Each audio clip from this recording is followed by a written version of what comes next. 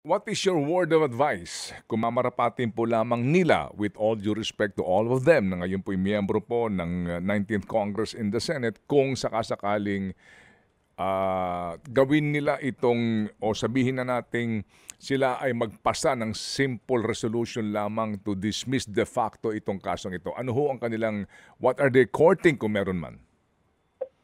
They are courting a big constitutional error, fault.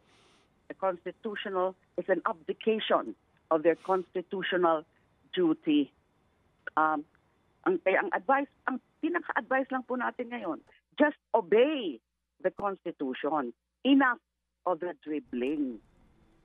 So they will be courting what public ire. Marami nang nagsasalita eh. Lalo na yung mga talagang nasa legal community. Marami ng mga experts, constitutional experts. Most of them, yan ang sinasabi. Ituloy na yan. So they are courting public ire.